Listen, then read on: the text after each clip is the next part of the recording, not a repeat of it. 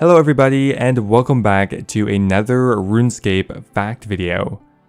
In these videos I like to highlight interesting tips, Easter eggs, or facts that are hidden in old school RuneScape. This game is absolutely littered with them because we're on to episode number 8 already and I'm still not running out of content to look at. Pretty much with every new update there is a whole host of new Easter eggs added, memes, jokes, or references. Now most of these are not going to be particularly useful, however some of them might be. As always, if you guys have anything you want to contribute to these videos, feel free to leave a comment down below. Anyway guys, thanks for watching. As always, if you enjoyed the video, don't forget to leave it a like. Always helps out with the YouTube algorithm. Thank you so much, and let's get started. Now first up on the list here we have a cat fact, and that is to do with the toy cat. An item that a lot of people don't even know exists, to be honest. It doesn't really have much of a use and is only made in a POH as kind of an ornamental item. Now normally you can drop it under the ground or release it, however generally the server limits you to only having one on the ground at once. I'm assuming this is to prevent you from spamming them around, or maybe just to reduce the server load a bit. They only allow you to have one. However, there's a way to get as many as 28 on the ground at once, and it's only going to require one simple thing: dying. Now I will show you what it looks like here because there's a really easy way to die, and that is on the nettles. Assuming you don't have a pair of gloves on, you're going to take 2 damage each time, and you can die from it. So after we die, all of these items are going to be dropped into the ground, and as they're all clockwork cats, they're just going to run around like this in a kind of cat bomb, or cat explosion, whatever you want to call it. Pretty fun to do, although each time costs around 60 or 90k just because these clockwork cats are kind of expensive. They romp around here for a little while, but eventually they do all disappear as the server just kind of deletes them. Now to expand on this further, there's a way to do it at the Grand Exchange, and that involves poisoning yourself. Now there may be another way to kill yourself at the GE, but this one is by far the easiest. Just go get poisoned somehow. I'm doing it on a tribesman from Karamja. Afterwards we're just going to teleport back to the GE, withdraw a full inventory of toy cats, and then we just gotta wait.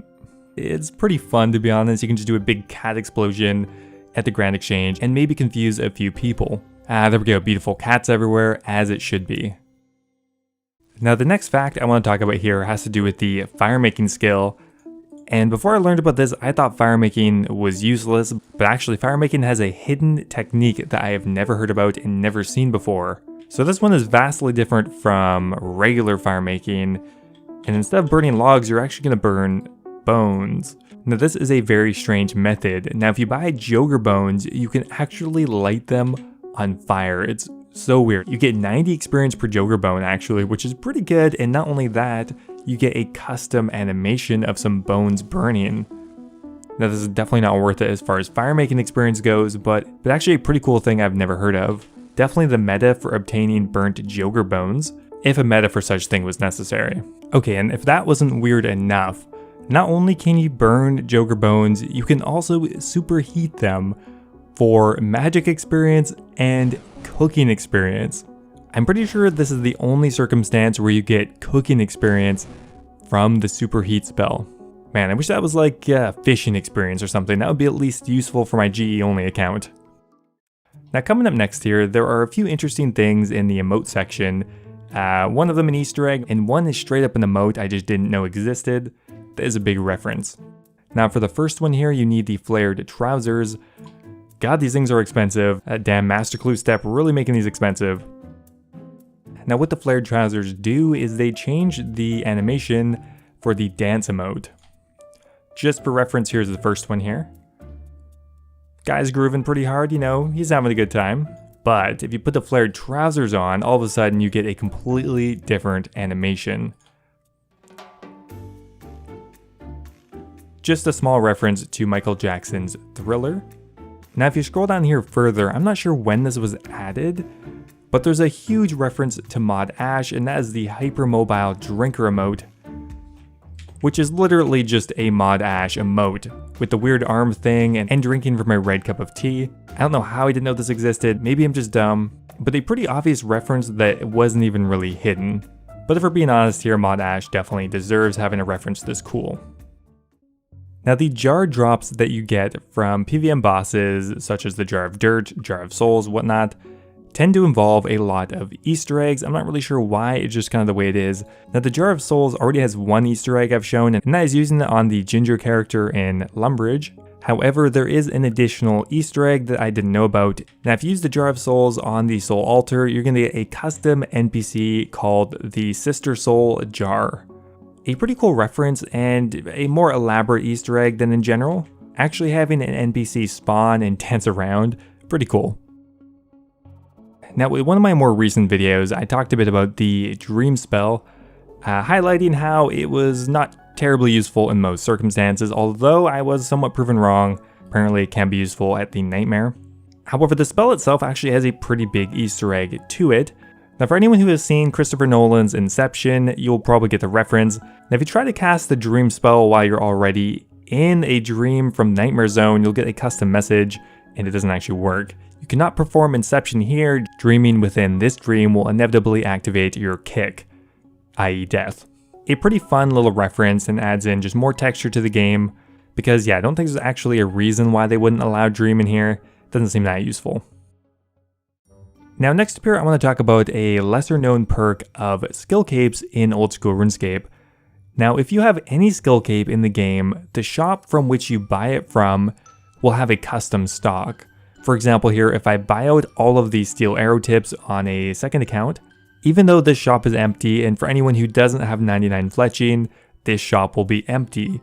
However, as I have the skill cape, if we go ahead and trade Hickon, you can see that the shop is full. Now this works for any shop in the game. It's not particularly useful at most of them, but a pretty interesting mechanic nonetheless. Now this works at the fletching shop, the thieving shop. Now the only notable useful part of this is if you have 99 rune crafting, Aubrey will have a custom stock for you, which means you can buy death runes, chaos runes, any other rune without anyone getting in the way. 99 rune crafting though, is that even really worth it? Now next up here, I want to talk about one of the bigger quality of life changes that I don't think that many people actually know about. Personally, I had no clue until about a month ago. Now, if you come over here to the Magic Tutor and talk to them, you can toggle on one of my favorite quality of life changes. Can you toggle my runes to equip when I pick them up? So now if you have a rune pouch and you pick up the rune that is in that pouch, they're automatically going to go in there. So by default, if you have runes on the ground and you pick them up, they're going to go into your inventory. However, if we come to the Magic Tutor and toggle it on, automatically send a rune pouch please. If we go ahead and drop these again, pick them back up, they're going to automatically go into our rune pouch, which is really useful because for stuff like Slayer, where you have a really tight inventory, it's just nice for stuff like law runes or really anything to just go right into your rune pouch. Even if you're not really planning on using the runes, you can use it as a storage device anyway, and this makes it easier. Now, probably one of the biggest Easter eggs that has been added in recently is to the northwest of Prifddinas. Now, if you come over here to Gwyneth, you can follow this path here to the west, loop around here and up into the mountains. Now, pretty much this entire area is just one big Game of Thrones reference. For one here, we got the direwolves. Those are pretty obvious. They're placed all the way up to the top of the mountain. But at the top here, we have a dragon, and most important of all, hopefully we don't get one banged here. But the biggest tip off here is, of course, at the very top, there is a bit of a throne and 3 dragon eggs. A pretty cool area I have never visited before, so I'm glad I went and checked it out. But yeah, it is pretty much one big pop culture reference. Now, do you guys remember the proposition for the bolas? It was like a year or two ago. Essentially, it was going to be a ranged weapon that had a chance of stunning your opponent. In the end, it didn't make it into the game. However, did you know that that concept pretty much already exists, and that is the enchanted Jade Bolt. Now, there are a few reasons why this is almost never used, and that is the chance of it activating under the best circumstance is only as high as 10% and is directly countered by your opponent's agility level. So even if your opponent has a few agility levels, they're going to be way more resistant to the enchanted Jade Bolt.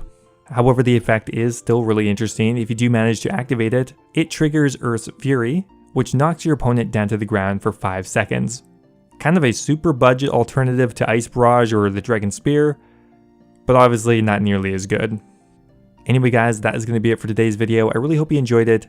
If you guys have any other interesting facts, Easter eggs, or whatnot you want to share and maybe get featured in a video, leave a comment down below. I always appreciate it. Hit me up on Twitter, or better yet, post them in my Discord channel.